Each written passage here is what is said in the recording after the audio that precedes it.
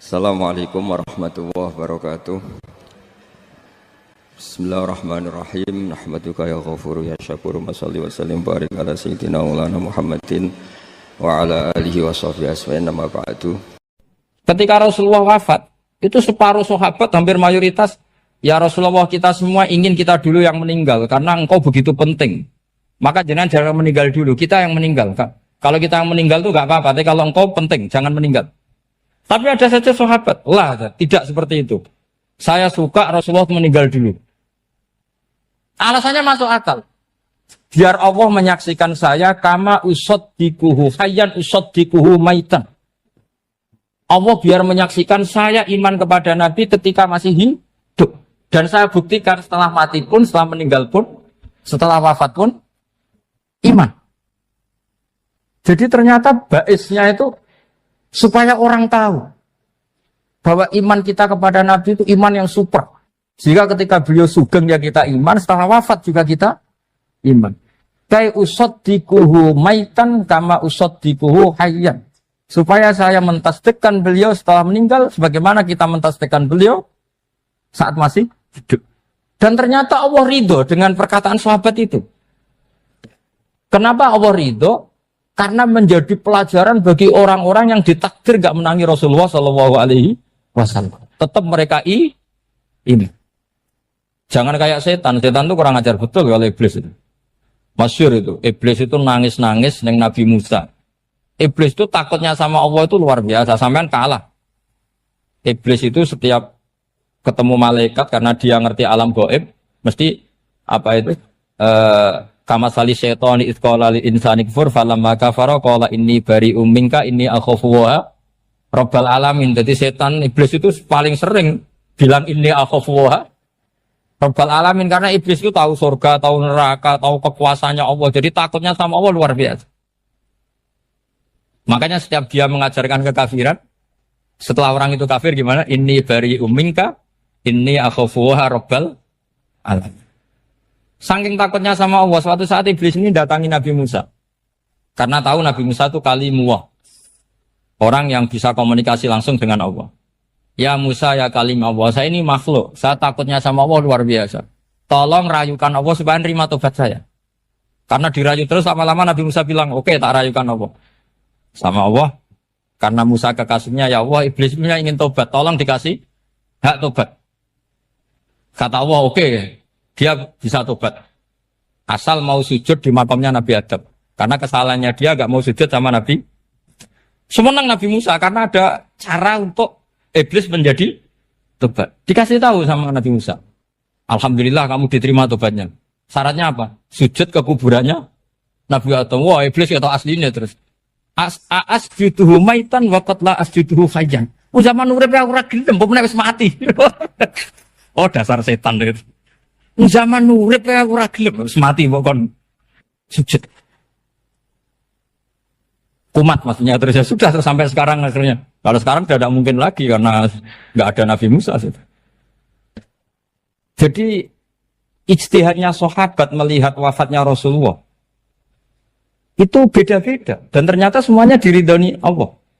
Karena ternyata yang suka Nabi wafat dulu adalah ingin supaya umat Islam tetap mencintai beliau.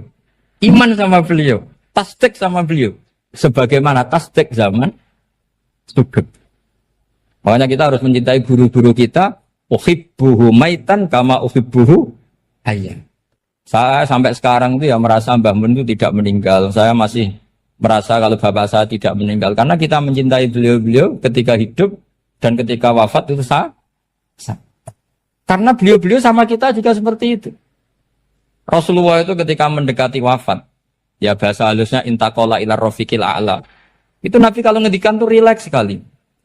Hayati khairun lakum wa wafati khairun lakum. Cung aku nak uripku ya apik. Engko nak aku wis kapundhut ya apik. Fa amma hayati fali asunna lakum as-sunan. Sebagian riwayat fa innakum tuhadditsuna anni wa uhadditsu ankum. Kalau saya masih hidup, saya bisa mengajarkan kamu sunnah. Mengajarkan kamu tradisi-tradisi yang benar. Dan ketika aku mati, ketika aku sudah wafat, maka saya jejer Allah, kata Nabi. Saya berdampingan dengan Allah, maksudnya dekat Allah. Tentu bila kaifin walan hisab.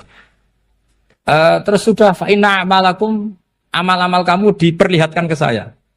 Belum yang saya sudah dekat Allah, kalau amal kamu baik, saya muji Allah. Kalau amal kamu buruk, saya langsung mintakan ampun kepada Allah. Jadi Nabi rileks sekali. Artinya saya hidup bagus karena bisa ngajarkan kamu as-sunan wa syara'i'. Kalau saya wafat karena saya dekat Allah. Kalau kamu baik, saya muji Allah. Kalau kamu buruk, saya mintakan ampun kepada. Guru-guru kita juga seperti itu. Justru setelah wafat, beliau-beliau punya kesempatan dekat sama Allah, dekat sama Al-Malail A'la, sehingga mendoakan apa? Nah, terus kata Rasulullah Muhammad, wala taqulu lima yuqtalu fi sabilillahi amwat. Kamu jangan pernah berkeyakinan atau berpendapat atau berkomentar kalau orang-orang yang mati fi sabilillah adalah berstatus apa? Mati, amwat. Kalah. Terus kata Sayyid Muhammad, hadza li amati syuhada. Ketentuan ini bagi umumnya syuhada. Artinya gini, umumnya syuhada saja tidak berstatus amwat. Apalagi hadza Rasulullah sayyidul syuhada, sayyidul anbiya, sayyidul mursalin, tentu tidak pernah berstatus amwat. Ya saya ulang lagi ya, jadi zaman cara berpikir amatus syuhada, syuhada yang umum saja berstatus hidup, tidak boleh distatuskan amwat. Apalagi Rasulullah itu sayyidus syuhada, sayyidul anbiya. Maka status beliau pasti hayyun la yamut, pasti beliau itu hidup tidak. Dan karena beliau itu asfaq, sangat sayang kepada kita, sebagaimana zaman beliau hidup itu sayang kepada kita, sampai nangis-nangis minta hak syafaat, maka setelah meninggalkan pun beliau pasti sayang kita dan pasti berusaha supaya kita diampuni oleh Allah Subhanahu wa ta'ala. Sehingga ada sahabat yang tadi berpendapat kalau saya nggak masalah Nabi wafat dulu, supaya Allah menyaksikan saya usaddiquhu maitan kama usaddiquhu hayyan. Jadi ini cerita ya, cerita sudut-sudut pandang. Fikih itu penting sekali. Kata Sayyid Ali yang Shahibu Simtud Durar itu, wabihi qiwamus syariah. Yang bisa mengawal syariat itu hanya fikih. Fikih itu ya kalau yang paling gampang untuk kita misalnya punya Fathul Qorib, Fathul Mu'in, Fathul Wahab. Tapi yang faham betul, mesti faham itu ngelotok setengah hafal. Jangan bawa kitabnya tok, sementing sekian semester terus selesai. Itu sama-sama dosa, itu dosanya ya dosa, mahasiswanya juga dosa. Karena sudah terlanjur sarjana agama, ternyata nggak bisa, itu kan mendingan ndak sarjana agama. Itu saya tak cerita sama Kiai Roba, itu ada fatwa kiai juga wali. Suatu saat ada penyanyi dangdut top terkenal di Indonesia itu nyanyi dangdut ya penyanyi ya dai, entah itu hakikat entah majas tidak tahu. Itu kiai itu fatwanya lucu, kalau kamu datangi dia pas main dangdut masih saya beri izin, tapi kalau datangi dia pas pengajian itu tak larang kan santrinya jadi eskal, ini pas pengajian dilarang, pas dangdutan kok malah dapat izin. Tapi bukan berarti halal ya, dapat izin. Dapat izin kan potensinya bisa karena dilarang lah ya tetap belerot. Terus suatu saat si santri ini setengah wali, tidak wali tapi setengah. Lama-lama itu memahami gurunya. Memahami gurunya ternyata sirinya begini. Kalau seorang penyanyi yang tidak pernah ngaji, kemudian ngomong agama, itu potensinya itu fadallu wa adallu, sesat dan menyesatkan. Tapi kalau dia sedang nyanyi dangdut, penyanyinya cowok, sama jangan bayangkan dangdut putri, enggak itu cowok sudah tua lagi. Jadi potensi halalnya ada lah maksudnya untuk, tapi tidak alat musiknya, orangnya. Tapi kalau dia nyanyi itu paling dosanya hanya nyanyi. Saya ulang lagi ya, murid tadi akhirnya paham kalau datangi pengajian itu artinya ikrar kalau dia seorang dai atau seorang yang layak ngomong apa? Agama. Itu lebih bahaya karena kita santri, apalagi kita doktor atau MM, terus ngekrori orang yang nggak jelas asal usulnya. Tapi kalau nyanyi kan nyanyi saja. Sehingga itu menjadi fikih. Bahaya terbesar dalam fikih adalah apa? mengkaji fikih tidak dari ahlinya. Ya seorang lagi ya, mengkaji fikih tidak dari apa? Ahli. Nah kenapa demikian? Begini, saya beri contoh. Ilmu fikih itu tentu pertama dari Rasulullah SAW. Kemudian bersanad sampai kita, atau kita sampai Rasulullah. Itu mengalami sekian ijtihad yang tidak mudah. Saya beri sekian contoh. Dulu Imam Syafi'i itu sukanya sama guru yang miskin, ya karena rata-rata santri juga miskin. Jadi mesti ngidolakan guru yang miskin, karena sesama miskinnya harus berkoalisi. Tapi akhirnya gurunya Imam Syafi'i itu miskin sekali. Namanya Muslim bin Khalid Az-Zanji itu miskin. Sufyan As-Tsauri miskin. Sufyan bin Uyainah miskin. Setelah ngaji di Medina itu Imam Malik itu kaya. Pas itu Imam Malik sudah kaya. Setiap ketemu Imam Syafi'i dikasih uang. Sampai ketika Imam Malik itu bilang, kamu sudah alim. Ilmu saya sudah habis. Kamu ngaji sama yang lain. Sama siapa? Kata Imam Malik, orang yang sealim saya sudah meninggal. Namanya Abu Hanifah. Tapi dia punya murid, namanya Muhammad bin Hasan Asy-Syaibani. Kamu ke sana. Terus Imam Malik datang ke Baki. Dulu Baki itu pasar rental. Ya Grab lah kira-kira sekarang. Itu. Mengumumkan, siapa kafilah yang mau ke Irak? Kita ya Imam Malik. Dibayari sama Imam Malik. Ini yang antar ke Irak, ke Muhammad bin Hasan Asy-Syaibani. Imam Malik mulai ngeper. Guru saya yang miskin tidak pernah nyangoni. Guru-guru saya yang kaya sering nyangoni. Mulai memasalahkan kiai miskin gitu, kira-kira seperti itu mulai masalah. Setelah datang ke Irak di Muhammad bin Hasan Asy-Syaibani itu si Muhammad bin Hasan Asy-Syaibani itu kalau ngitung uang itu di meja tamu. Jadi punya emas lantaan, punya uang. Kira-kira kalau Indonesia punya rupiah, punya dolar, dihitung itu di ruang tamu. Kata Imam Syafi'i, saya dengan Imam Malik saja enggak seret, ini lebih kedonyan lagi kiai. Ngitung uang itu di ruang tamu. Terus akhirnya si Muhammad bin Hasan Asy-Syaibani ini ahlul usul, dia pakar usul. Kamu heran sama saya? Iya, kiai kok kedonyan. Dia ngomong gitu. Tapi kata Muhammad bin Hasan Asy-Syaibani, kalau kiai tidak boleh kaya, dia tak kayak wong fasik. Ben gue demenan, gue mabuk. Oh jangan, nanti dipakai maksiat. Tenjenengan mawon kersane digetoat. Berarti kiai oleh sugih. Pun angsal-angsal. Semenjak itu jadi satu fikih bagi Imam Syafi'i.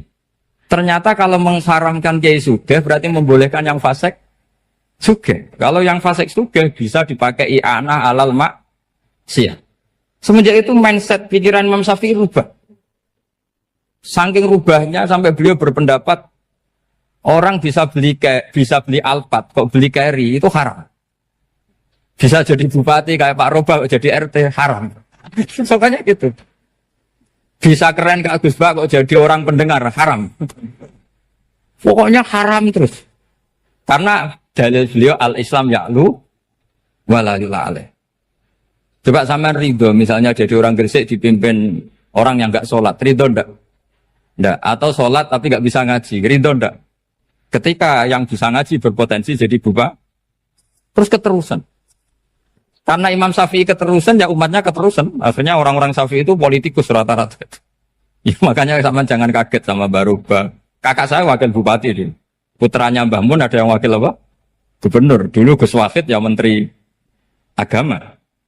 Itu asal usul dari perubahan fikih, mindset, cara berpikir Imam Syafi'i. Jadi dulu itu fikih ditemukan itu jelimet, ada perdebatan. Itu tidak hanya pada level ulama. Pada level Nabi pun ada perdebatan. Jadi jangan kira Nabi itu tidak debat, ya debat. Nabi itu asal seangkatan itu mesti debat, termasuk debat dengan malaikat. Jadi kalau perlu ya debat sama apa? Karena malaikat itu kan lugu itu gak iso mikir. Karena kalau malaikat iso mikir bisa jadi rektor. Nanti kasihan Pak Salam ini. Malaikat gak boleh jadi rektor. Malaikat Israel itu nggak tahu etika. Jadi beliau ketika mau membunuh, mencabut nyawanya Ibrahim datang, ya Ibrahim saya ini disuruh nyabut nyawa kamu. Kata Ibrahim, wah kamu itu pasti salah. Kamu tahu saya siapa? Saya ini Khalilur Rahman, kekasih Allah. Masa kekasih membunuh yang dikasih? Ini nggak benar, logika itu nggak benar. Pasti kamu salah. Karena Israel itu tidak bisa debat. Ketika ditanya, hal ra'aita khalilan yumitu khalilah, masa kekasih membunuh yang dikasih? Saya ini Khalilur Rahman. Masa Allah mencintai saya kemudian membunuh saya, itu logika agak benar. Enggak keliru, kamu itu keliru. Israel akhirnya terbang lagi. Ya Allah, katanya logika saya ini salah. Karena masa kekasih membunuh yang dikasih. Karena Israel nggak pernah sekolah, nggak pernah sekolah. Nggak bisa dia jawab. Akhirnya diajarin Allah. Dah kamu bilang gini ke Ibrahim. Hal ra'aita khalilan yakrahu ayyalqa khalila. Masa kekasih tidak siap ketemu yang dikasih. Dibalik logikanya. Akhirnya datang lagi ke Israel. Kata Allah begini, masa jenengan kekasihnya tidak siap ketemu yang kau kasih. Oh ya oke, mati gak apa-apa. Jadi ilmu itu ngalamin perdebatan. Jadi saya datang murni karena Kiai Mas Buhin, bukan karena MC. Itu dosa besar kalau saya datang karena MC. Karena saya punya kewajiban yang lebih besar. Jadi yang bisa mengalahkan adalah a'dzama minhu, yang super besar kira-kira. Karena jelas ada riwayat inna min abaril birri silatar rajuli ahla wuddi abi. Ya, inna min abaril birri silatar rajul ahla wuddi abi. Di antara kebaikan yang sangat baik adalah seseorang menyambung teman bapaknya. Padahal sampean kan nggak mungkin teman bapak saya. Teman saya aja nggak mungkin, nggak level apalagi bapak saya kan. Jadi malah mohal itu. Saya berkali-kali cerita di mana-mana cerita, fikih itu harus dievaluasi. Karena ini masalah furu'iyah. Saya berkali-kali cerita di mana-mana cerita. Hukum berteman orang fasik gimana? Pasti orang jawab haram karena takut ketularan orang fasik. Tapi kalau dibalik, hukumnya bina orang fasik gimana? Ya baik, umatnya Nabi. Bisa bina kalau berteman. Kamu bisa bina orang fasik tanpa berteman? Gak bisa. Jadi kalau dibalik, hukum berteman orang fasik gimana? Haram. Hukumnya bina orang fasik? Baik. Bisa bina kalau berteman. Berarti berteman orang fasik? Ya terus nanti pada level lapangan sih gampang. Kalau yang soleh membina yang fasik, dan yang fasik ketularan yang soleh, maka ternyata kalau yang soleh ketularan fasik, ya berarti ternyata buruk. Tapi kan hukum masa nunggu kenyataan, kan jadi nggak hukum. Di mana-mana hukum itu kan ada asumsi, karena ini masalah ijtihad. Nah itu yang dilakukan para ulama kita. Jadi sampean harus mengkaji fikih secara detail, karena tidak hanya kita yang khilaf. Nabi-nabi juga khilaf dalam menentukan dakwah ilallah. Wali-wali kita kayak Abdul Hasan Asyadili sama Sayyid Abdul Al-Haddad itu juga. Imam Ghazali ya khilaf. Imam Suyuti itu kalau ketemu Al-Qastolani itu saling tidak nanya, saking nggak cocoknya. Masyhur itu. Jadi ulama ora cocok. Bedanya nak saiki perkara partai. Kalau orang gini enggak. Karena pakai asumsi. Pakai asumsi karena memang susah. Ndak misalnya memang tak bedai, tak beri yang di ndak misalnya ada orang rukuk kemudian kentut. Itu sholatnya batal apa enggak? Enggak, jawab saja. Enggak, orang sholat kemudian pas rukuk kentut atau kelihatan auratnya, sholatnya batal apa enggak? Batal. Itu keliru nih sampean, itu salah dosennya mesti itu. Pertanyaannya gini, yang dikatakan sholat itu kan aqwalun wa af'alun muftatahatun bitakbir muftatamatun bitaslim. Lalu ketika sampai rukuk apa sudah namanya sholat sehingga kamu katakan batal? Namanya sholat aja belum kok sudah kamu katakan batal gitu.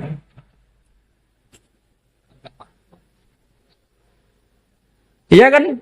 Jadi kalau aku mau sholat pas rukuk ngetut batal atau ora? Mestinya jawaban yang benar, ya ora sholat jadinya gitu.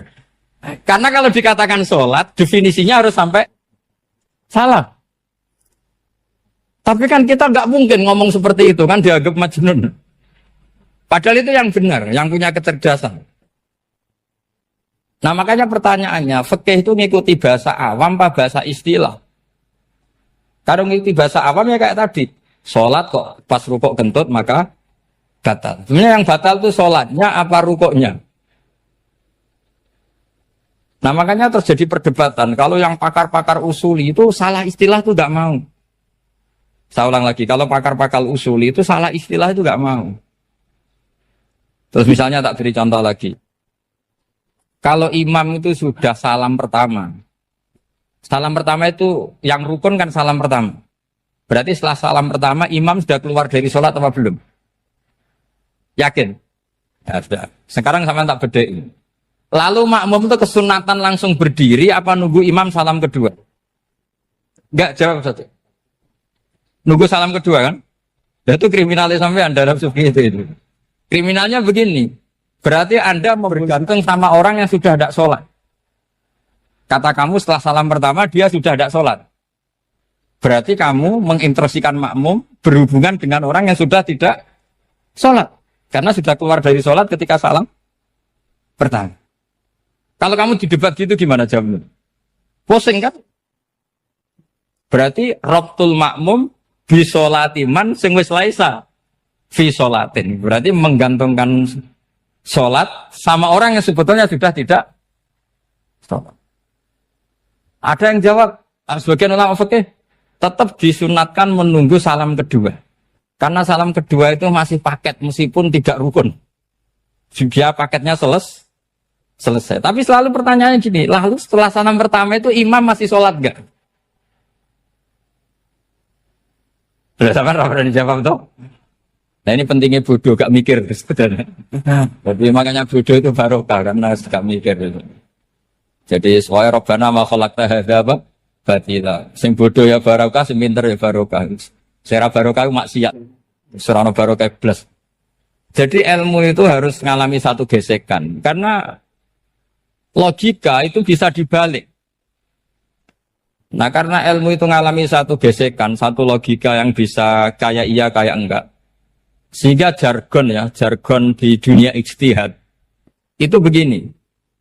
Ra'yuna shawabun yahtamilul khata' wa ra'yuka khata'un yahtamilus shawab. Pendapat saya benar tapi mungkin salah. Tapi pendapat kamu taruhannya salah dulu tapi ya mungkin benar. Jadi mustahid kalau kata mustahid itu lucu. Ngomongnya itu ra'yuna shawabun yahtamilul khata'. Pendapat saya tarifnya benar dulu tapi ya mungkin salah. Kalau pendapat kamu salah tapi ya mungkin benar atau mungkin bisa salah ya tidak tahu pokoknya mungkin benar. Nah kenapa demikian? Begini, di luar masalah tauhid, saya ulang lagi di luar masalah tauhid itu tentu ada masalah-masalah yang sifatnya ijtihadiyah. Ya saya ulang lagi yang sifatnya apa? Ijtihadiyah. Dan ijtihadiyah ini nggak pernah selesai karena muqtadul hal, konteks kesejarahan maupun konteks kesempatan itu tidak sama. Dulu kiai-kiai itu ngaramkan dasi, ngaramkan celana karena yang celananan yang dasinan itu penjajah. Jika mantasabba biqaumin fahuwa minhu. Tapi lama-lama kiai-kiai itu ya pakai dasi, pakai celana. Ya karena dianggap sudah tidak mantasabba biqaumin fahuwa minhu. Ini ngalami pergeseran. Semua ijtihad itu ngalami pergeseran. Lalu pertanyaannya begini, lalu ijtihad apa Gus yang permanen? Yang permanen ya ijtihad dengan alatut istilah apa? Ijtihad. Saya beri contoh misalnya begini. Nabi Musa itu yang ngalami ijtihad. Kata beliau karena kangen Allah, itu ingin melihat Allah karena kangen. Rabbi arini anzur ilaih. Qala lan tarani walakin anzur ilal jabal. Ya sudah namanya orang kangen ya ingin melihat. Ya sudah gitu aja. Sehingga ahli ilmu kalam itu berdebat. Kalau kata ahli sunnah, karena Nabi Musa minta ingin melihat Allah, berarti melihat Allah itu jaiz, mungkin. Karena Nabi gak boleh bodoh meminta sesuatu yang mau hal. Maka antipatinya ahli sunnah terhadap pendapat Mu'tazilah itu antipati. Karena menurut pendapat Mu'tazilah, Allah itu qadim, Allah itu laisa kamislihi syai'un, sehingga gak bisa dilihat. Pertanyaannya adalah berarti Nabi Musa meminta sesuatu yang mau hal. Itu bodoh sekali sampai nggak tahu mana mau hal, mana apa? Jaiz. Makanya kata Imam Ghazali, masa Nabi Musa yang Nabi nggak tahu kalau melihat Allah itu mau hal. Sampai minta berarti nganggap itu jaiz atau boleh. Itu cara pandang orang-orang ahli sunnah apa? Wal jamaah. Tapi tetap saja sebagian ulama itu ya balelo. Yang kayak Mu'tazilah itu ya balik loh. Cara berpikir Pokoknya itu karena kangen, bukan karena mungkin atau tidak mungkin. Jadi nggak mungkinnya tetap tidak mungkin. Terus mereka dalil la tudrikul absar wa huwa yudrikul absar. Nah, sudut pandang ini akan terus. Ada seorang wali ditanya, kalau kamu di surga ingin melihat Allah apa enggak? Jawabnya enggak. Kenapa ya? Kasihan Allah. Terus kenapa ya? Unazzihu dzalikal jamala an-nadhari misli. Saya tidak ridho Allah yang hebat, yang keren, kemudian sing delok di rumah aku wong resik. Koyok gak ngergani pangeran. Sebenarnya sing delok Allah ben golongane Nabi Muhammad, Nabi Ibrahim, kowe ora usah ngilangi keren. Maksudnya itu. Jadi ada ulama itu jadi wali kalau sholat itu karena di soft belakang. Tapi jangan ditiru. Itu kan gak lazim ya. Lazimnya kan afdhalus sufuf as-saful awal. Ketika ditanya, kenapa kamu kalau sholat di belakang? Cek GR, koyok wani suwan pangeran gak ngarap. Aku sungkan, berarti gue guli. Kalau sampean kan karena males, bukan karena sungkan. Jadi itu artinya rasa ya. Makanya nggak bisa, nggak ada ijtihad itu tidak mungkin. Karena perasaannya orang itu beda-beda. Itu Sayyid Abdul Al-Haddad, itu kalau ngendikan masyhur. Man da'a li dzalimin bil baqa faqad ahabba yu'sawwa fi ardi. Orang yang mendoakan orang fasik masih hidup, gak mati-mati, itu berarti suka kalau Allah dimaksiati di buminya. Wong fasik kelakuannya rak maksiat, nak mbok dongakno mari. Itu berarti kamu ingin Allah didurakani terus menerus karena si fasik masih hidup. Tapi kalau Abdul Hasan As-Sadili cara ngendikan gini, kalimatnya persis. Man ahabba alla yu'sawwahu fi ardi faqad ahabba alla tadhharu maghfiratuh. Orang yang ingin dunia ini steril, gak ada maksiat, maka sama saja berkeinginan tidak melihat luasnya maghfirahnya Allah. Sama-sama wali besar. Tapi cara pandang hubungannya dengan Allah seperti itu. Jadi mau tidak mau, ijtihad itu mau tidak mau. Makanya tidak usah dipertentangkan misalnya cara berpakaian, cara apa. Yang penting sesuai aturan Islam ya sudah. Karena ini urusan rasa. Urusan apa? Rasa. Itu Syekh Hasan Basri itu sering jagongan sama Robiah Hadawiyah. Itu secara fikih salah. Tapi pas itu ulama fikih ditanya, kenapa Anda tidak komentar terhadap dua wali besar yang sering ketemu? Andai kan semua santri seperti itu, akan saya halalkan. Karena nggak mungkin punya nafsu. Sehingga fikih dulu memang masih asli. Kamu lihat di takrib misalnya, lelaki melihat perempuan itu nggak boleh kecuali sekian alasan. Termasuk boleh itu litaklim karena mengajar. Atau lil muamalah. Ini yang mulai masalah. Ada warung kopi, penjaganya cantik. Santri-santri ngopi. Ini lil muamalah. Kan kasus ini. Mau disalahkan tuh ada takbirnya. Mau dibenarkan ini jelas fasik kan, jelas fasik. Jelas fasik. Matanya sudah fasik sebelum itu ditambah itu, jadi fasiknya permanen. Nah pertanyaannya adalah, kalau kamu ngajar mbak-mbak, kemudian hafal yang cantik yang enggak, itu taklim lin nazar apa nazar li taklim? Itu taklim apa modus? Makanya kalau ngopi cari bakul yang cantik, itu muamalah untuk nazar apa nazar untuk muamalah? Loh kalau saya ngopi dengan kiroba pasti halal. Karena begini, berjalan saja, bareng capek, nggak tahu itu warungnya siapa, terus berhenti ngopi. Kebetulan bakulnya cantik. Nah itu mungkin halal, karena kan saya nggak milih-milih. Ingin ngopi, kebetulan bakulnya cantik. Kalau kamu kan nggak apal daftarnya. Wah itu mesti haram itu, ini mesti haram itu. Karena berarti kan kamu menjadikan ngopi ini modus. Gue jagani nak takok pangeran. Lo kok nazar? Muamalah Gusti, muamalah. Itu mesti modus. Maka fikih itu harus dikawal oleh tasawuf. Kalau ndak, semua hukum fikih bisa diakalin. Makanya Imam Bukhari punya satu bab namanya Kitabul Khiyab. Bab mengkhilaf fikih. Beliau itu antinya sama Abu Hanifah itu luar biasa. Nggak ada ulama dibenci Imam Bukhari kayak Abu Hanifah. Masyhur itu. Untungnya beliau nggak menangi Abu Hanifah. Kalau menangi geger terus ini. Bisa faksul masail terus. Itu Abu Hanifah itu ulama yang suka khilah. Khilah itu ngerekayasa hukum. Misalnya begini. Saya ini puasa agak lemes. ujian agak lemes, apalagi kiai serapati di duit santri beling-beling lemes ini. Apa mangan ini kan, poso-poso kok mangan kan gak keren. Supaya saya bisa makan dan halal, saya bisa ngajak kiai robai ya jalan-jalan. Jalan-jalan nyari yang jarak 2 marhalah, ya sudah. Terus bisa makan. Kalau ditanya Allah kok makan musafir. Jadi bolehkah insa'us safar menciptakan pergi demi untuk supaya boleh iftar? Boleh enggak cara jenengan? Enggak boleh, alasannya apa? Kan pergi. Perginya juga enggak maksiat. Itu khilaf. Tapi Sayyid Muhammad, Abu Ya Sayyid Muhammad, Muhammad bin Alawi, Sayyid Muhammad, itu membela Abu Hanifah. Artinya membela jangan semua khilaf itu diharamkan. Karena itu cara, saya ulang lagi, karena itu cara untuk mengawal bahwa hukum Allah itu luas. Karena kalau nggak ada khilaf itu ya kita kesulitan. Kita kesulitan. Misalnya begini, ini penjelasannya, makanya kita harus sering mendengar. Saya itu dulu masih sangat fikih itu protes, kenapa ada puluhan polisi wanita?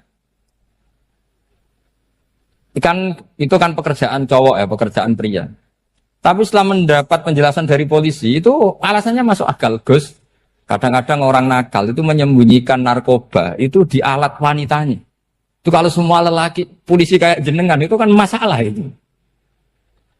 Sehingga memang harus ada polisi wanita, karena sebagian pengedar narkoba itu perempuan dan menyembunyikannya di tempat itu.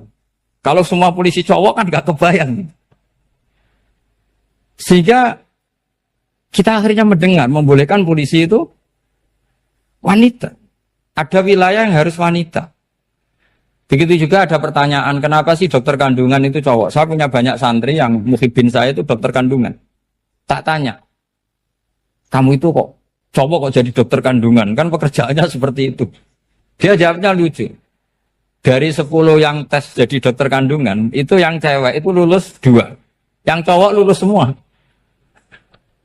Karena ketika cewek dites melihat ketuban pecah darah itu langsung pingsan.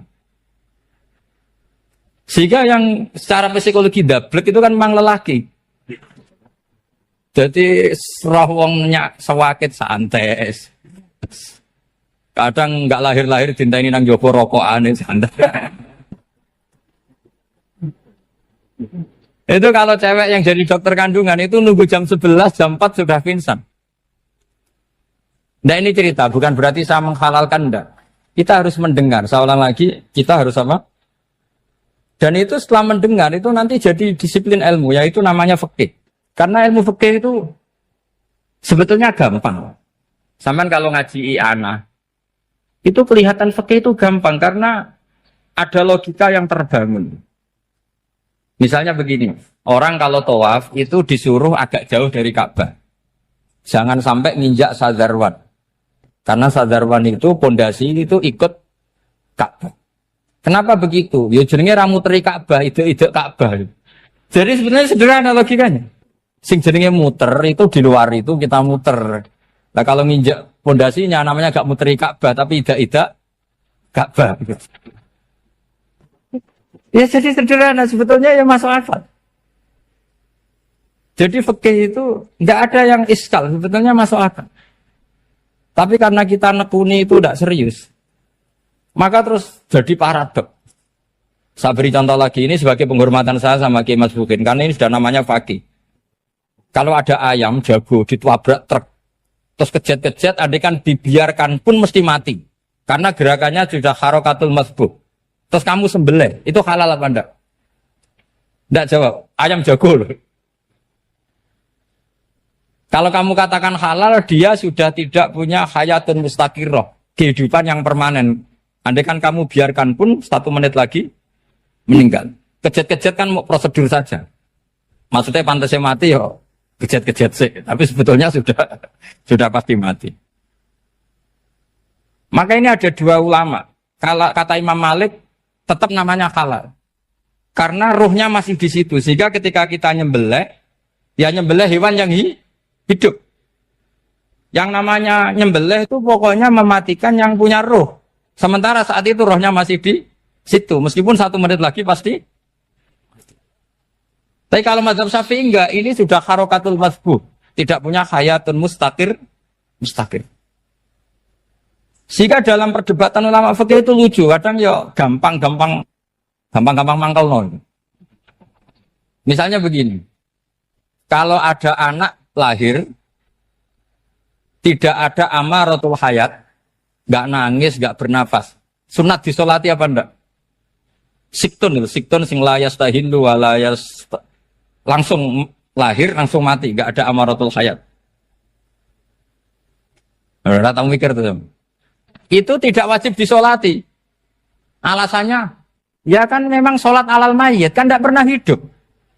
Di mana-mana mayit itu setelah hidup, mati. Ini kan tidak pernah hidup. Namanya ya kit atau lahmin, ya potongan daging itu aja. Enggak. Jadi kadang fikih diwaca tenan jebule mangkel no. Terus ketika di kitab Minhajul Thalibin itu, kalau kamu keluar mani itu wajib mandi enggak? Wajib kan? Kalau keluar mani inzal itu kan wajib mandi. Nah kenapa nifas atau wiladah keluar bayi? Kenapa ibu-ibu kalau keluar bayi wajib mandi? Alasannya lucu. Li annal walad maniyun pun akidun. Ini kan wis mani cuma mengkristal. Jadi kadang fikih mangkel. Apa ya? Sembrono gitu. Masuk wajib mandi wiladah itu karena apa? Li annal walad maniyun mun akidun. Niku mani sing wis mengkristal. Mani sing wis jelalatan lah lahir nuangis macam-macam. Jadi ternyata karena kenapa fikih butuh alasan? Nyari hadis tentang keluar anak mandi itu enggak ada yang sorry. Yang ada adalah tentang inzal. Innamal ma' minal. Akhirnya dicari-cari ternyata walad itu maniyun munakidu. Lah ini problem fikih. Sampean harus siap dengan pelajaran seperti ini meskipun sampean mungkin wong priayi tapi ini ilmu. Ya, saya ulang lagi ini ilmu. Sehingga ulama itu mau tidak mau harus mau mendengar. Karena logika yang terbangun itu nunggu kalau mendengar kayak tadi. Malaikat Israel baru sadar, masa kekasih bunuh yang dikasih. Masuk akal juga Israel. Kalau sama sampean sih nggak nerima tetap selonang-selonang ini masalah Ibrahim, Khalilur Rahman. Sehingga kita di alasan fikih itu harus kita dengar. Saya dulu itu, saya sampai sekarang itu sama kalau bayi lahir masih sudah berbentuk bayi, saya sendiri berpendapat sebaiknya disolatin kalau sudah berbentuk apa? Bayi, meskipun tidak nangis, tidak ada amaratul hayat. Kan yang digugurkan itu wajibnya, bukan masalah boleh dan tidak. Itu banyaklah perdebatan ulama di bab itu. Saya beri contoh lagi perdebatan ulama. Ini contoh-contoh fikih karena ini khusus penghormatan status fakih tadi. Itu kalau ada orang mati, jenazah itu. Jenazah itu kalau sholat, itu kan umumnya jenazah di depan, kita nyolati di belakang. Itu yang mengatakan begitu ya tidak punya alasan. Ya taunya mulai dulu begitu, di mana-mana nyolati jenazah, jenazahnya di depan. Tapi di kitab Makhali jelas diterangkan, kata kaul sani tidak wajib. Alasannya ya lucu, fa innal janazah laisat bi imamin. Jenazah itu tidak imam, kenapa harus di depan? Kan kacau kan? Lu coba alasannya di depan apa? Dia ada imam kok. Nah barokahnya fikih itu, sehingga kita melihat di Arab Saudi sekarang, itu jenazah kan di belakang. Tapi kita tetap nyolati apa? Mayit. Kalau di Arab Saudi musim haji, itu jenazahnya di kamar mayit, tapi kita nyolati. Itu satu-satunya takbir ya tadi, fa innal janazah laisat bimanzilatil imam. Tapi jangan praktekkan, nanti dia kepaliran sesat. Saya hanya cerita ilmu, jangan dipraktekkan. Kalau dipraktekkan masih jadi aliran sesat. Mono jenazah ning mburi imame kok ngarep aliran sesat. Sebetulnya bukan sesat tuh. Uji coba fikih. Ya karena tadi fa innal janazah laisat bimanzilatil. Bukti lagi kalau sampean sholat ghaib. Sholat ghaib ini misalnya mayitnya di Surabaya, boleh enggak sholat ghaib di sini? Terus jenazahnya di belakang kamu apa depan kamu? Nah ini kan fikih itu pokoknya gitu. Makanya standar furu'iyah itu susah. Karena perdebatannya itu mirip-mirip. kayak iya, kayak tidak, kayak. Makanya dulu zaman sahabat, ada sahabat itu mencintai Rasulullah. Senengannya sowan. Bukti cinta sowan. Banyak juga yang sahabat bukti cinta Nabi itu tidak pernah sowan. Alasannya ganggu. Kenapa kamu jarang sowan Nabi? Saya sering jamaah sama Nabi, saya tidak pernah sowan. Kenapa? Ganggu. Biar Nabi kalau di rumah sama anak istrinya, saya tidak mau ganggu. Makanya saya termasuk kiai yang gak pati seneng disowani. Karena ya itu tadi. Kalau ngulang seneng saya, kalau disowani biasa saya. Kalau Kiai Roba itu nilai, nak pernah sepuh jadi rasawan nilai. Jadi beda, saya sering ditilai Kiai sepuh. Tapi bahasanya tentu tidak sowan, tapi nopo nilai. Kalau sowan itu maka kan nafkah itu seperti itu. Jadi ada disiplin, di situ ada disiplin ilmu. Yang kadang kita tidak cocok. Makanya Imam Syafi'i sendiri ngendikan, kadang beliau dengan gurunya, dengan Imam Malik sampai ngarang ikhtilafu Malik. Beliau punya data yang beliau itu sedang nggak sama dengan gurunya, yaitu Imam siapa? Malik. Karena mindsetnya itu beda. Tidak sampai misalnya saya tanya, sholat itu harus menghadap kemana? Tidak, jawab saja. Kiblat kan. Ukurannya apa coba? Namanya madhep. Wajah apa dada? Imam Syafi'i milihnya dada. Sekarang praktekkan dalam dialog keseharian. Saya jagungan sama Kiai Roba seperti ini, terus wajah saya begini, madhep enggak? Nah itu masalah. Terus pertanyaannya, madhep dengan dada itu fis sholat apa fil qiyam?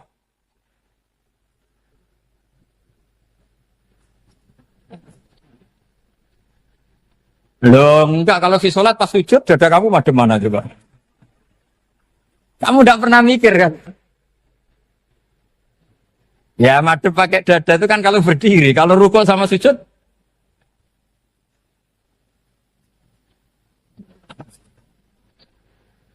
Loh itu ulama itu jelimet gitu.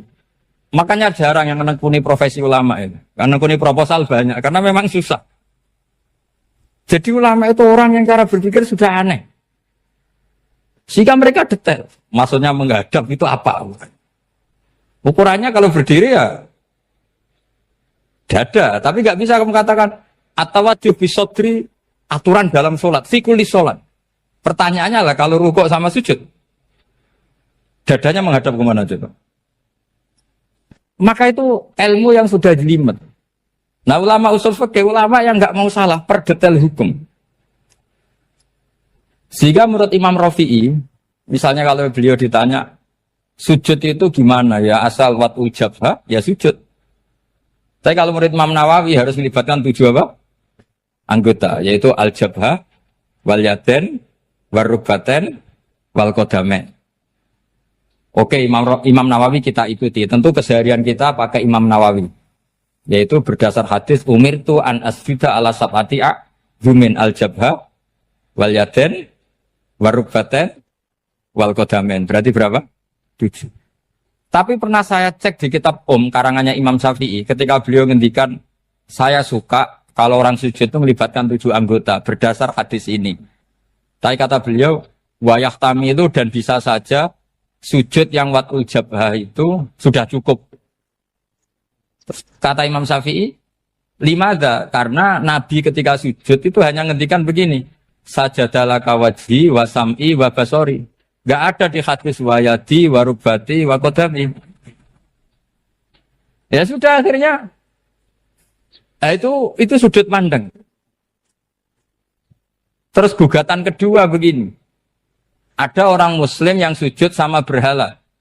Untuk menjadi murtad itu harus 7 anggota apa cukup watul jabah alal ardi? Untuk sah menjadi murtad itu. Untuk sah menjadi murtad cukup watul jabah alal ardi harus 7 anggota.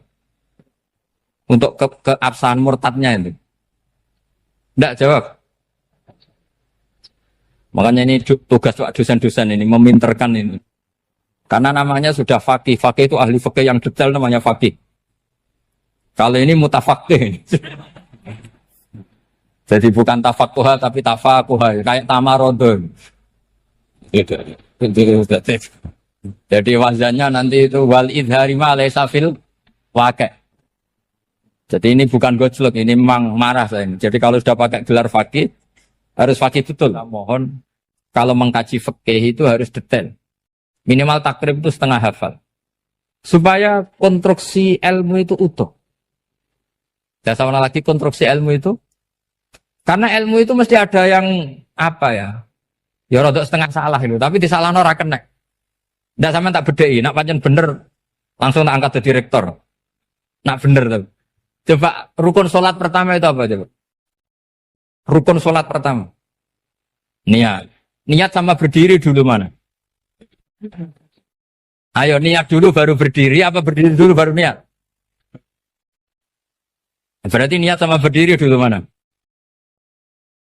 Rubah kan? Artinya kita mau bilang tartib, urutannya niat, berdiri, takbir, gak bisa. Yang dikatakan niat itu apa? Qasdus syai' muktaronan bifi'lihi. Berarti niat sama takbir harus bareng apa urutan?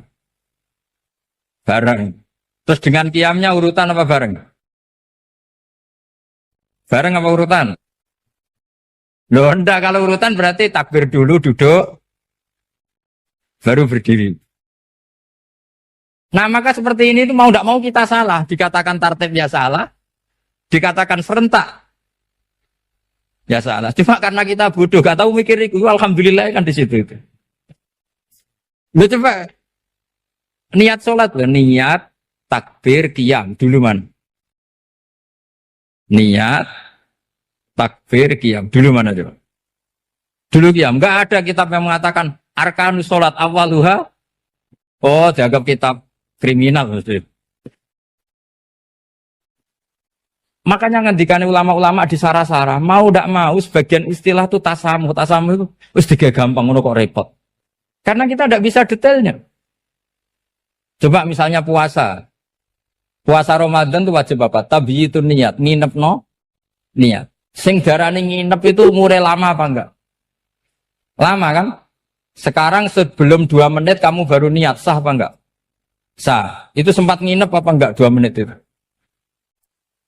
Enggak sempat kan?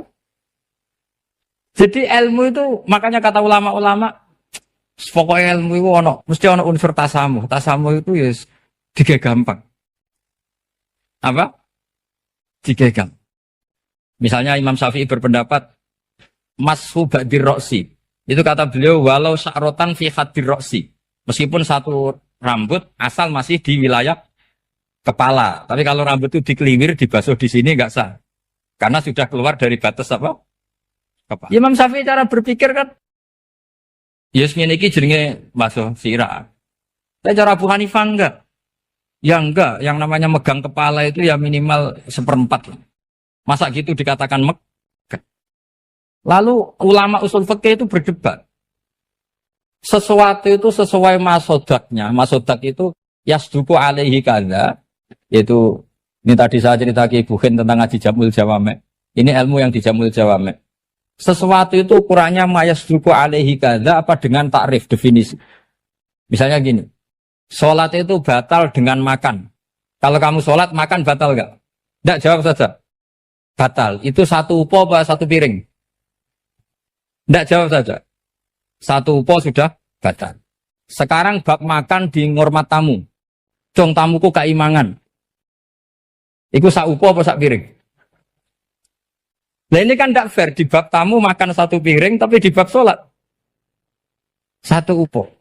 Maka pertanyaannya, lalu penamaan sesuatu itu berdasar masodak, mayasduku alaihi ismu kadza, atau berdasar uruf?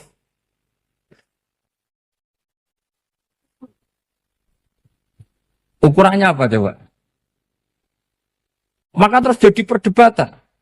Nah ini di sini ini pentingnya ulama, karena ya sekarang saya bedai sekarang. Cengkeh itu wangi apa enggak? Kategorinya cengkeh. Wangi kan, kalau orang bikin kue tar pasti pakai apa? Cengkeh, pakai wedang ronde supaya manis, apa wangi dikasih apa? Cengkeh. Nah itu saya berkali-kali cerita, pernah mau dipikirkan orang Islam juga boleh rokok, karena dianggap pakai apa? Mewangi, karena ada apa? Cengkeh. Tapi terus didebat, kalau gitu berarti orang Jumatan sunat rokok, karena Jumatan disunatkan pakai pewangi. Wah itu kan, akhirnya tuh, wah iya repot ya kan. Jadi kalau cengkeh kamu kategorikan wewangen, yang orang Islam nggak boleh rokok karena pakai cengkeh, yang wangi. Konsekuensinya orang Jumatan sunat rokok karena berarti di masjid pakai apa? Pewangi. Kan sesat semua ya, jadi itu ilmu. Makanya selain fikih mateng itu ada ilmu yang namanya usul fikih. Usul fikih itu yang neliti itu.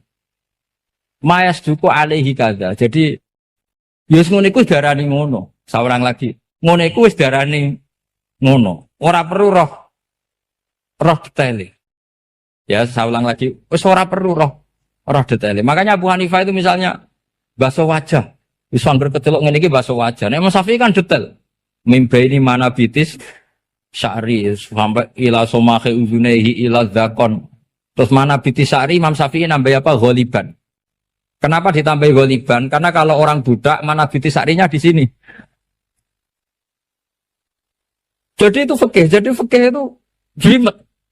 Padahal kita ini nggak pernah berpikir secerdas Imam Syafi'i, tapi akhirnya ya mikir juga. Agak ditambah ghaliban, mana bitis syarinya orang budak kan? Sini. Terus sekarang perdebatannya, orang budak basuh Mastur Roksi di sini sah enggak? Karena tadi itu wajah apa kepala gitu. Kan jadi bingung gitu. Ya makanya ini mukadimah saya supaya sampean lebih disiplin belajar fikih dan setidaknya didiskusikan lah kitab-kitab Minhajut Thalibin atau kitab-kitab Mahali karena di situ nanti ada perdebatan.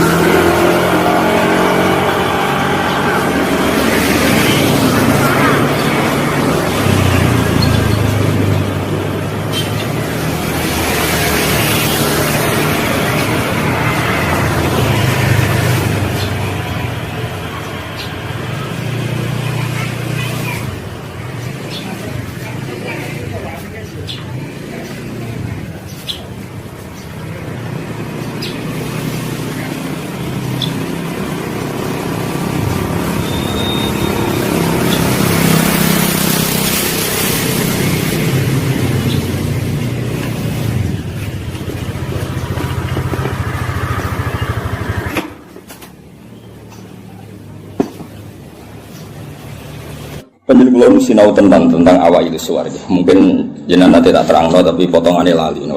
Potongannya lali. Ya kita lali tenan. Ya alhamdulillah jenengan. Al insan makhluk khata. Ya anggap bae wis sesuai rencana Tuhan, nak manusa iku makhluk khata. Jadi lalimu ya pantes, salahmu ya pantes. Ora pantes bolak-balik. Ora pantes ya. Bolak-balik. Iya, jadi tinggal kula nu sering matur teng putih-putih ya, terutama teng kersane pangeran ya. Jadi Quran itu kan turun itu ada muqaddimah, napa? Muqaddimah. Sebab itu lafaz-lafaz sing majmu, ya lafaz-lafaz sing majmu atau mujmal. Itu punya konstruksinya sendiri karena sebelum itu ada sekian napa? Peristiwa, napa ada sekian napa? Peristiwa. Nah, tentu Nabi sebagai Nabi itu oleh orang-orang terpelajar itu diperbandingkan dengan Nabi-Nabi sebelumnya. Ya saya ulang lagi, Nabi sebagai Nabi kan diperbandingkan dengan Nabi-Nabi sebelumnya. Nah Nabi sedurunge itu khasih untuk wahyu, khasih untuk kitab suci. Mulane wis cucu terus ana kata kadzalika, kaya mengkono-mengkono napa? Kaya mengkono-mengkono. Mergo wis turun ana muqaddimah napa? Ana napa? Muqaddimah. Eling-eling. Lah umpama ora ana muqaddimah kan janggal, wong hal kok ngarep wae. Nah, hal kok ngarep. Ijek kawitan surat. Itu orang pas-pasan kan ya bingung. Wong saya pas-pasan ya bingung. Nah terang no tenggir. Apa pernah sebut tenggir pas? Kowe parane nek sing teke wae pas. Itu malah repot. Ora pas. Pasange salah. Eling-eling. Iku penting mergo nggo ngawal Quran. Nggih ngawal napa? Quran. Jadi termasuk nggo ngawal. Kulo kan sering untuk pertanyaan. Gus katanya Quran itu mubin. Kenapa sih ada lafaz-lafaz yang enggak jelas? Enggak jelas itu di eranya itu jelas karena ada konstruksinya, napa? Ada konstruksinya. Misalnya ngaten yang paling terkenal ning era modern. Ya misalnya Mbah Mun sepuh-sepuh sering ngendikan ngono ya ngono tak bojo ngono. Itu kan kalimat sing ora jelas. Ngono ya ngono. Tapi siapapun yang ngerti di komunitas itu di era itu ngerti. Beda blek tapi ojo nganti terus ra tobat. Proposal ya proposal tapi ya dikira-kira. Lah ya sesuai kontak ya seneng babon tapi ya dikira-kira sing gelem kira-kira ya ora melahirkan prahara baru. Sing gelem ya yo belum tirapi bodoni kok sing ora lahir prahara ya itu sesuai hukumnya Islam. Baru sesuai hukumnya Islam raimu ora sesuai. Akhirnya mundur, mundur. Itu jenenge yang ngono. Tapi aja ngono. Jadi dikira-kira. Lah Quran juga ada lafaz-lafaz seperti itu, lafaz mujmal yang kita tidak pernah tahu maknanya, tapi di eranya itu paham. Ya mau kadzalika kaya mengkono apa? Mengkono sing. Mulai ngaji to aku ben kok. Laras. Iya iku sowan-sowanan. Nah iki ngaji. Nah iki sowan-sowanan terus takok jam pinten. Sehat sedang. Ya nanti sok keluyuran rene yang berdua. Sehat. Takokno. Ngaji to wong Islam iku hubungane iki kiai iku. Soal iya soalnya kayak gini nggak ya buka sing soal tidak gelem ya aku mau sing tutup ya itu lah murid sing tutup itu aku ya kayak mengkono jadi konstruksi itu ada dan Nabi itu tidak boleh kecuali ada muqaddimah. Mulane Nabi udah di Nabi pertama sing roh kudu agama liya, rupane roh ibu khaira nastura. Mergo butuh napa? Muqaddimah napa butuh napa? Muqaddimah. Wong Nabi kok ora ana muqaddimah kan gak dadi bahan diskusi. Ujug-ujug terus ngaku Nabi. Terus wong takok Nabi itu apa kan yo repot. Makanya menurut keyakinan ulama-ulama niku negara ateis itu lebih susah diislamkan dibanding negara yang komunitasnya Yahudi atau Nasrani. Ini sudah punya muqaddimah. Mau ngatur tingkat kebencian, tingkat hasad, mau ngatur-ngatur itu toh. Dan ateis kan misalnya Nabi Muhammad pun Nabi, terus Nabi itu apa? Memangnya kenapa kalau Nabi kan itu repot. Nah, tapi Nabi Muhammad ngaku Nabi di dengan orang Yahudi mesti diperbandingkan. Lo Nabi itu dulu trennya orang Palestina, Anda ini orang Mekah kok mengaku Nabi misalnya, digugat. Lalu makanya pinter berjanji terus nerangno Muhammad bin Abdullah bin Abdul Muthalib bin Hashim saterusé sing nasabe tok Nabi wa Ibrahim. Berarti manggone ning Mekah tapi tetap turunan wong Palestina. Ya mergo digugat. Akhirnya ada penjelasan. Kayak gue ini kok ngiyai kenapa? Wong kan nyari-nyari. Oh, macam kiai liane mati kabeh. Ya, memang itu satu-satunya cara untuk mengkiaikan. Sekali ono sing urip kan ya ketok mahjub. Mana urip suwi-suwi kadang ngrasa dosa. Mahjub kabeh. Tapi aku kan agak gelem pidato nek. Jadi kadzalika kira-kira akhirnya diperbandingkan. Napa?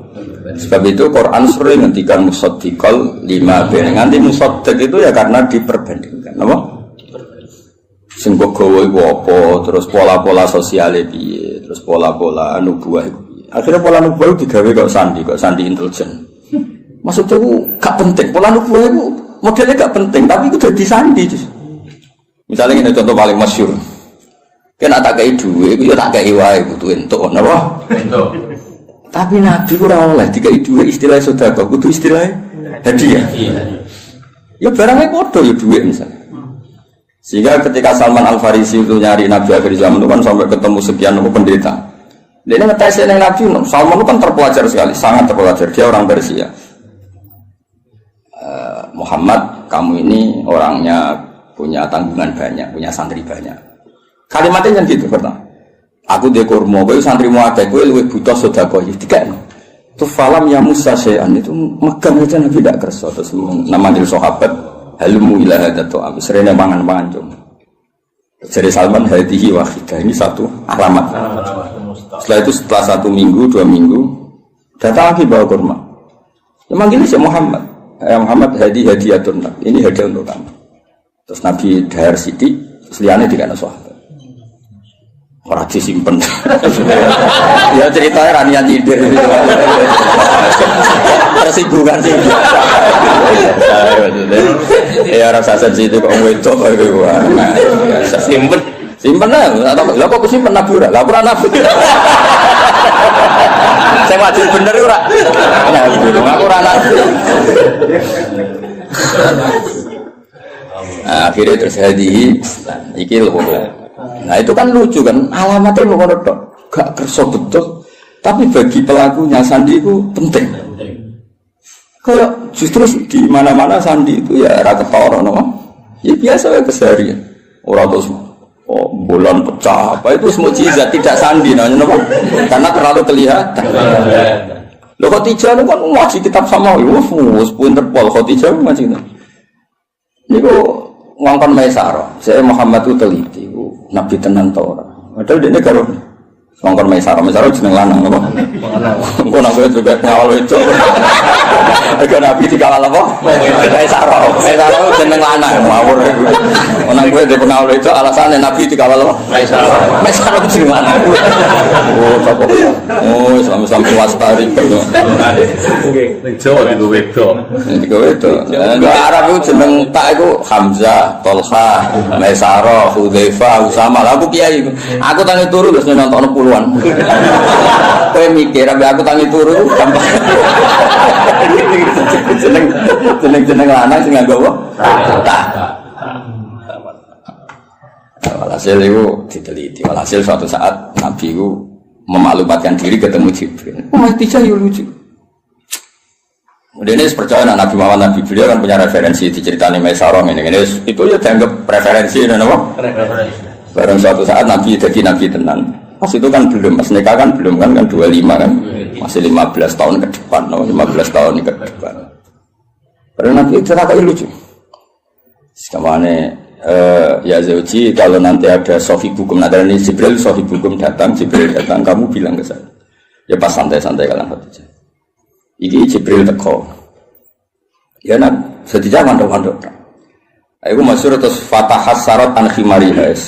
Ya jika berada dibuka, sebuah piye ceritanya. Ono piye sing rodok ngawur itu rodok semua. Masih dibuka apa nih soal ono sing dibuka. Terus takoki kan Nabi. Ijek kancamu mlayu. Terus absyir kowe sing seneng kowe sing teko ning kowe malaikat tenan ora setan. Kok setan ya tambah delok.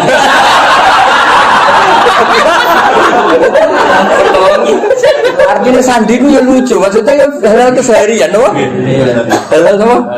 Tapi ku sing roh penginjil sama dhisik, no? Hanya dene istilah ya ngono wa kana imro'an tanassara fil jahiliyah wa yaktubu minal injil masyaallah ayaktub. Iku statusnya Waraqah bin Naufal. Khadijah juga sama, beliau juga penginjil. Semua orang di sekeliling Nabi itu belajar Injil semua, Injil di sini. Mulane ketika ada Nabi karek dicocok-cocok. Klarifikasi. Kayak aku ini kan sinau hafid sing bener ngene. Terus roh ngene-ngene iki kan kaget kan. Oh no. Ya kan kabeh wong alim kan ngocokno wong alim iku ngene-ngene, ikhlas gak golek obat. Terus senengane mulang ra sowanan kan ngerti. Ujuk-ujuk ana wong luwih seneng sowanan timbang mulang lho iki piye. Kan kaget. Cara antar wong alim kan nak mulang ngantuk, nak sowanan kok semangat iki. Iki jenis apa? Varian baru apa? Karena ada definisinya kan. Ciri utama wong alim senenge mulang. Jadi orang nak mulang ngantuk, nak sowanan kok semangat. Oleh nyeluk sifat saya ra karuan. Misalnya, kira gitu misalnya yang fakta nih kan. Hafid itu foto kan, hafid di sini yo semua nang jenenge mulang ali gak tak iso. Lha itu ana hafid mulang ambek orderan kok milah. Jenisnya opo? Misalnya kan. Ya foto ngaji ini ngaji, mau ngaji ya fokus ngaji.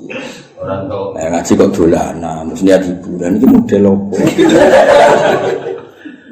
Nabi itu juga dibaca orang-orang yang baca Taurat dan Injil. Sebab itu sekali mereka iman itu disebut alladzina atainahumul kitab ya'rifunahu kama ya'rifuna abna'ahum. Mereka yang ngerti kitab Yahudi Nasrani yang orisinil dan mereka tidak ingin bohong, itu kenal sekali sama figur yang bernama Muhammad kama ya'rifuna abna'ahum. Ya mereka baca. Kayak aku ngerti lah kok. Wong alim sing ikhlas, sing ya ngerti kan ada definisinya, kenapa? Ada definisinya untuk santine. Itu mengerti itu ngerasa no. Naruh kitab iku ijo, naruh duit biasa. Aja diwale. Wale ali. Ya ora nyindir cerita. Namun ana sing tobat nah. Kan lumayan, no? Lumayan. Di saya jadi Imam Malik ono sowan mesti takok ya pengen ngaji apa. Siapa ngaji masyhur kan Imam Malik masuk kamar mandi terus semua fisiknya ditata nganggo wangi terus sowan nang ditakoki kenapa Anda seribet itu. Ujilu hadis Rasulullah aku mulia ana hadis Kanjeng. Wah asik sekali ngaji sowan. Nang sowan tinggal ngantuk. Ora penting ya. Ora mulia. Jadi sesuatu yang penting. Kan sing seneng ngaji ya ribet. Ngapain ngaji ya ini dia enteng-enteng go ngalor. Ditentokno tanggale jan. Iku bener sing ngatur. Masalah. Cukuman ngono be aku kualat dunya aku. Abe aku lho, bae gila dem bodoh abe aku ngono. Amin. Buru dipikir ngaji ya ngaji wae untuk kok arek teko ngrungokno. Ibu paham yo oleh. Teko arek teko ibu paham yo oleh. Penting gak sowan. Ya penting gak sowan ya. Ibu paham yo apa? Oleh. Iya guyu. Kelas Jibril go sawi oleh. Ya makame Jibril go sawi ya. Oleh. Mantuk-mantuk ya oleh. Penting aja sowan. Nah, semua ngaji, ya, semua seneng ngaji. Nah, itu kadalika lagi saya nerang apa? Itu ngarep, penting pol ngarep, ujung-ujung mislah kadalika. Oh, ya, mengkono kok ngarep, mengkono. Ya karena tadi semua Quran turun, ono muqaddimah. Nah, muqaddimah ini yang meliputi nubuwah. Mulanya Nabi sebelumnya diangkat jadi Nabi, itu sudah digunjingan. Lahirnya sudah digunjingan. Iki tempat kira tau kering kok dadi kering. Disebut wahodot napa sawah. Iki tempat kira tau hancur kok dadi hancur. Terus dari perdukunan biasanya ono akses langit, terus saya kira ono akses. Itu mulai lahir wis dadi gunjingan sak bumi sak langit. Nah, lahir kan biasa. Wis lahir wong tuamu sumpah mergo ada anak. Paham ya, mbokmu tambah ngomel-ngomel. Kere dua anak. Tadi lahir wis nggo musibah no. Musibah. Lho ora mek tiba-tiba gemblok. Marat ngobratno. Diken. Lah iku mulai susah wis, mulai lahir wis. Iku kowe. Dan ngerti lucu-lucuke kadalika. Napa? Kadalika. Mane wong tambah tuwa tambah alim itu. Kulo nurian ya alim, tapi ya alim saya kita tambah tua tambah alim. Mau nak kowe ora roh. Biasane nak omah-omah tambah tua tambah goblok. Dihantam ekonomi. Error Mas, error. Kulo sering ketemu kancaku sing alim-alim nih, tak jak omongan ora sambung. Terus saiki ora cerdas, wis dihantam ekonomi. Ya, nang ekonomi pas lho. Guling ya rata-rata. Guling. Rambutnya brodol. Rambutnya brodol. Pelo kabeh. Kotak. Nah, normale wong alim tambah tua tambah alim. Ya normale ngono kan mergo ana tajribah kan di pengalaman urip. Kaya aku dhisik kan rono. Kaya wong ngaji ku niate macam-macam ono sing saiki ro tenan. Kan dadi kiai ro tenan. Iki ya mau teori tok saiki ro tenan. Nah ngaji ana sing goblok ana sing pinter. Saiki ro tenan. Nah jumlah sing pertama luwih akeh ro tenan. Ya ora ya kadalika kaya mengkono iku nunjukno sistem sosial sing mengawali atau sing dadi mukadimah para nabi. Karena setiap nabi pasti diperbandingkan. Mane termasuk pintere berjanji, pintere tiba. Iku sing diadekno mukjizat awal iku nasab. Wa ba'du fa'aqul wa Muhammad bin Abdullah bin Abdul Muthalib bin Hashim tak terus. Terus Hashim mbah lambung cara Jawa ya sembah jenenge Abdul Samsin Noval. Paham ya? Sama cara Jawa ya mbah, tapi sembah kandung sinten Hashim. Kenapa itu penting? Karena pertama yang disoal itu nasab. Sampai wong Yahudi, wong Nabi kok manggon Mekah. Wong Nabi ku Syam napa? Syam kawasan Palestina, Israel, Syam, Lebanon, wae kawasan-kawasan. Akhirnya kudu diterang. Ya manggon ini Mekah tapi mbah-mbah iku Palestina, Syam. Jangan bukti ini apa nak Ibrahim tahu pindah hari ini. Tahu merantau ini ku buktinya. Lah mulane terus ditetepno pangeran fi ayatum bayyinatum maqam Ibrahim. Iki lho. Kabeh dhisik wis sepakat iki ku maqam Ibrahim. Maksudnya maqam belecak kakine Ibrahim. Oh nek Ibrahim tahu ning Mekah. Karena tahu ning Mekah berarti potensine iku dia turunan temudi Mekah. Tapi kan iso wae dolan tapi ora ninggal turunan. Terus diterangno ini askantu min dzurriyyati biwati. Yo ora pancen ana sing ditakokke. Kowe maca Quran minimal kaya aku. Kudung tenan duduk perkarane. Kenapa ini askantu kenapa? Quran war. Terus disalami semula. Terus nak desa gak prospek nak belah. Kok iso dihitung-hitungan wong. Wis sanate kon. Ya maksudnya nak dilakoni rasa tapi rasa dadi cita. Cita istilah koni jadi rezeki ditampa. Nah, alhamdulillah nak ora ya gremeng. Ojo nak dibilang. Ojo muni nak dibilang ora payu tenan.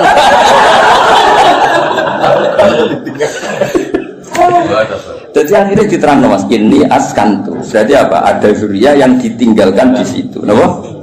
Ditinggalkan di situ. Nah, terus akhirnya diketahui Ibrahim dan Ismail. Ismail ketemu suku Jurhum ngene-ngene terus nikah, terus ngene walhasil. Akhirnya tong Yahudi ku nak ngono Muhammad itu dulurku. Padha-padha mingguriati Ibrahim. Terus sing iman ya kuat. Mulane iman yang Yahudi itu kebanggaan Quran. Iman yang Yahudi itu kebanggaan Quran. Qul kafa billahi baini wa bainakum. Terus dibaca sing ngene lho Mas. Qul billahi syaitan wa man indahu ilmul kitab. Saksi guru mau tahu siji Allah, siji Rasul, nomor 3 wa man indahu ilmul kitab. Iku Abdul bin Salam mergo tiyang Yahudi, mantan yang Yahudi. Mergo kesaksiane wong terpelajar ini gak wong gurda. Kenapa milih sawi ya ora. Ora ya alasannya ora. Kadang ya nang toko anane iku. Lho aku milih sawi, beda milih sawi ku Imam Sawi bangga aku. Mergo aku ya roh tafsir Tobari, kutubi roh. Lho kok milih? Berarti dianggap pintar. Paham ya? Nanti kan gak milih. Gowodok. Kadang sik dikai wong bar kaji. Wong seneng kitab gak modal Mas, titip. Mergo dia kaji terus seneng dene terus titip jitu kok ngerti. Seneng kok ora modal. Cara aku gak masuk. Saudara gelem modal. Ya lengi-lengi. Jadi kabeh ono mukadimah. Lan disebut fihi ayatum bainatum maqam itu. Akhirnya dicek ternyata wong sepakat nak ikut jenis makom Ibrahim. Penting wis sepakat. Mulane kula ana versi aneh-aneh nyun sewu tambah ngurangi hormat. Iku kula ora setuju. Misale versi sunan-sunan. Kabeh wong darani misale Sunan A di tempat ini. Kuwi kudu anut ijma. Gak mungkin jilan anjilin niku bodoni. Misale kabudute wali besar apa wali sapa sing nyeksani pemakaman kan ribuan, no? Ribuan kok ngajak anake jumlahe ribuan, kok ngajak putune jumlahe. Terus kowe mau otak-atik kemungkinan riwayatul ahad, no? Riwayatul ahad. Wong pase ning kene. Lha opo ngono iku? Dong. Lah zaman wong kafir ku jek kafir, darani iki ya makam Ibrahim zaman iki kafir. Zaman nurung roh wong sing jenenge Nabi Muhammad, darani ku ya makam. Lha iku pentingnya wong akeh. Aku yo krungu versi-versi sing saat makome Sunan iki pas ngono iki. Aneh. Kok bisa atau Lha iya kan saya mikir. Wong saya Gus Safi ki Mansur mati niku mesti wong akeh sing. Minimal zaman wali minimal berbagai. Mali zaman era Sunan-sunan. Minimal wong 1000 wis ribuan. Terus bariku pesen nang anake, wis dijak ning kono, putune yo. Terus sampai ila bina hada. Lah ya nek kowe tak aku misalnya makam Ibrahim buktine apa nek iku otentik makam Ibrahim gampang kan zaman wong kafir-kafir wae darani iku makam. Dan itu mulane disebut riwayat jilin anjilin kabiron an kabirin itu disebut mutawatir. Napa disebut mutawatir? Iku la yumkin tawatuhum alal kisbi ta alal kadhib. Gak mungkin mereka kayak konsensus kepengin bodoh. Masa koordinasi bodoh ini saiki sampai buset. Kan gak iso koordinasi orang masa lalu kan. Iku iso ngrekayasa saiki tapi kan gak iso ngrekayasa orang dulu. Lan cara kula makam wali songo wis anut konsensus wae. Wis ora usane. Lah soal kok saling ngrasa wali, tapi aku muka syafa go sering. Ya tak takone ku jin sapa sing gawe goro-goro ambek kowe iku jin sapa. begitu ya? Dong. Jadi ben gampang lah. Soal ono versi-versi, ya anggap itu versi tambah ngurangi kurma, tapi kita tetap mengikuti sing konsensus. Napa? Konsensus. Kalau sing ono jaminan latas tabu ummati ala dolala, gak mungkin konsensus. Ya kalau ini kita wong ya konsensus. Sing ngaji jalan tenan misalnya dia nom ya aku. Ya soalnya di versi sakit tahu murid, ya lakon itu. Konsensus satu lakon itu. Paham ya? Saya nak wakai ini kan mau sosok menagi bodoh ni kabeh. Dong ya. Nah, jadi gue ngerti kena apa kok kita percaya itu makam nopo Ibrahim. Wong zaman wong kafir wae percaya. Nah iku Ka'bah iki makam. Buktine wong kafir percaya ngene. Lan jegeman ke nyalano pangeran. Berhala iku salah, sekarang berhala ora salah. Tapi dia nyalano pangeran kok tahu ono peristiwa berhala pinggire Ka'bah iku nyalano pangeran. Justru itu bukti nak Ka'bah kok risine wong kafir udah kok pangeran untuk barokah ya lucu. Kok pangeran kok buta barokah ya lucu asline. Ben pangeran iki untuk barokah tidak kok pinggire Ka'bah. Ya rada aneh. Tapi itu tetap penting. Pentingnya itu berarti nak iku Ka'bah iku mujmalah. Wong kafir wae ikrar nek iku. Buktine iku nak nyowano yo kafir. Bedane kan lucu. Paham ya? Dia ngomong, itu bro itu salah. Tapi kita jenyalano pangeran kok tahu gawe peristiwa iku. Dong. Paham. Jadi orang bro di kono iku salah. Tapi kita tahu nyalano pangeran. Kenapa pernah bikin peristiwa itu? Itu penting kok beda ijma lah. Kafir yang ngono iku, hatta indal kufar apa hatta indal kufar.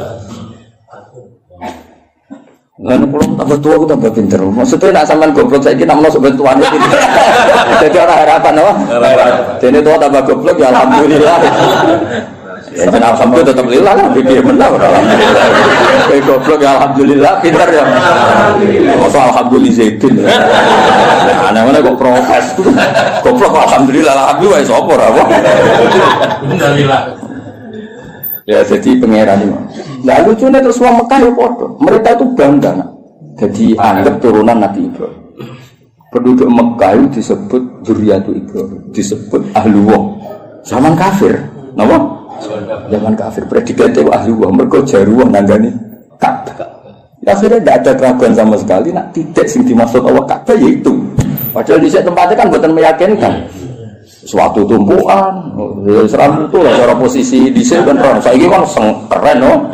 Tiga hotel jago, sengambung bayar, macam-macam lah kan keren, no? Ono askar kan ketoran aku kafe di sini orang. Terus mau waktu tumpuan terus. Iya, nggak tahu kena banjir barang, semua ribet loh. Kalau tadi gue diganti terus. Ya itu pentingnya ngaji ilmu usul fikih. Nanti kalau suwon yang senang tafsir, itu yang ngelapak usul fikih karena konstruksi usul fikih itu yang bisa mengawal kue dari itu. Mungkin ahli tafsir mau sinau sawidak ora iso. Kudu ahli usul fikih sing mulai ruwet. Sing mulai ruwet. Zikrus sa iku nafsun diwirihi au mujarradu zikri. Semua ngomong gitu. Jadi zikrus sa iku niatin nafsun diwirihi apa elingem iku perkara sa. Apa yang mau kepengen ngomong ngurus geger kan. Lah anak niate nafsu diwiri iku nglahirno mafhum mukhalafah. Nah ora yo. Nek maca raine tok jujur. Al mantuq wal mafhum. Al mantuq madalla alaihi lafzi madalla alafzu fi mahallin nutqi. Wal mafhum iku ora fi mahallin nutqi. Mahal kok mahallun nutqi. Ya misalnya ini contohnya ya. Aku misalnya di acara terus aku ngomong ini Zaitun, saya itu teko. Isawar ngomong Zaitun kok iling itu saya itu orang unik lah. Di kritik lucu. Aku yang untuk Indonesia Zaitun. Nak niatnya bergoyang gak nafekno rawe Ki Mansur Gus Hafiz. Paham ya? Tapi nak niatnya Zaitun nafekno liyane ora teko. Lha iku di mafhum mukhalafah. Misalnya Gus Muni Gus Ba ngendikan Zaitun, berarti sing liyane zat ora teko. Iku penting usul fikih. Lah nek nyebuti zaitun mergo sing eling utawa sing sering, iku gak diakibat mafhum mukhalafah. Kaya ayat waroga ibukumul lati fi hujurikum wong ora oleh nikahi anak tiri sing serumah. Mergo umume anak tiri iku katut mboke. Tapi tidak melahirkan hukum aras rumah piye ya tetep haram bocah kok. Mergo nyebut fi hujurikum iku lil ghalim apa? Dong. Lah kowe ora kepengin ahli usul fikih, nek penyanyi aku ya ben ahli tafsir. Kowe kudu utek iku ngaji usul fikih. Nek nyanyi aku tok wis tau sowi gak ngangkel. Bener. Cuk waduh cuk. Buat ini buat kompetisi, no? Tapi dari kafal jatah nafasil, terus nausul. Ya minimal lu dulu soal jambul jamek terus. Terus usul fikih, kau itulah kam. Terus soal aku, mau dibangkus. Maksudnya judulnya kitab sambil rasa isi dia judulnya kitab.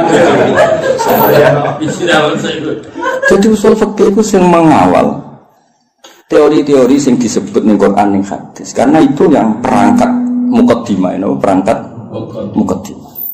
Ya misalnya ngomong orang zikrul badi wa iradatil misalnya wa antasma'u bainal ukhtain. Ukhtain itu disebut mergo umume wong misalnya Rabi Bayu niku kadang getun. Mergo roh adike luwih ayu. Rabi adike yo kadang getun jebule ayu. Dadi sing potensi kepikiran niku antasma'u bainal ukhtain. Nah, sok benal mar'ati wajad dadi ya lho era wis umur 70. Kan yo ora kepikiran kowe ngrabi cawe itu plus error. Tapi tetep ae wa antas mau benal ukhtair min itlaqil badi wa iradatil qul. Sing haram ora mung benal ukhtair. Kowe ngrabi sri plus budine ya ora oleh, plus duwike ya ora oleh. Terus bae ora usah ora oleh ya. Mau aku bae. Dong. Lah akhirnya lafaz ukhtain ini disebut karena apa?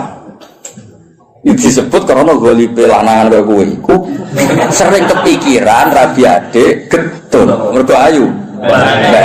Rabi bae getun ora sabar sithik kabeh. Lanangan kelakuan ngono wae gak? Ada gak? Belakang. Wali murid walian akeh Mas. Pas lamaran ngejokno adike, pas akad. Nggih, Mbak Yune. Akeh gak sing kebodoh lho. Nggih, lamaran ngejokno adike, pas akad. Wah, lah iku ngono kan ruwet to. Dadi sempet pansi ku benal. Nek Mbak Yune. Dong ya. Lah nek misale kowe terus goblok ora usul fikih. Sekarang beda ukhtan ora ukhtan ya halal. Goblok yakin. Dong ya. Jadi kena penyanyi aku aja sinau sawi dong. Sinau apa? Luanya. Luanya. Ngopo lah sono. Tahun Gus. Mati-mati menurut. Saingannya berat kok. Mati beratnya. Begitu. Ben gak ngerti ya, itu ngaji tafsir yo ana perangkat usul fikih, kaidah fikih. Sekarang anak usara wis karuan bahasa Arab no. Sing wis kliwat lah. Jebule merofak nasab ora iso. Mestine rofak waca juar. Aduh rusak no. Kok muka dimais gak menarik no. Gak level ya wis gak menarik. Wis tak ono santai-santai ra jelas wis. Ngatasi.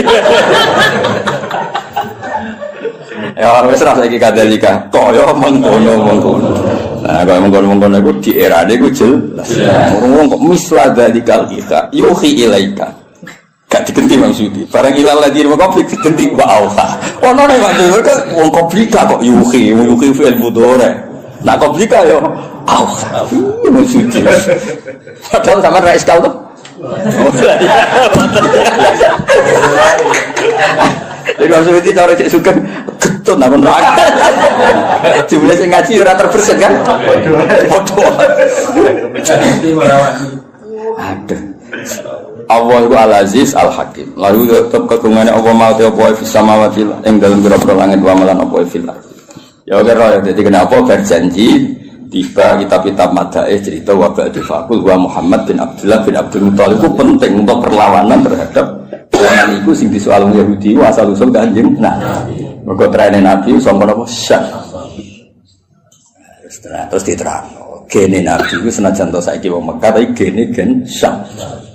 Terus nganti Nabi Ibrahim. Napa Nabi? Mulane Quran sering nyebut Nabi dengan identitas itu millata abikum Ibrahim. Lalu Yahudi banyak sing muslim, akhirnya ada sing Islam. Sing jenis rahasud, jenis sing ora bahiyam benahum iku terus do apa?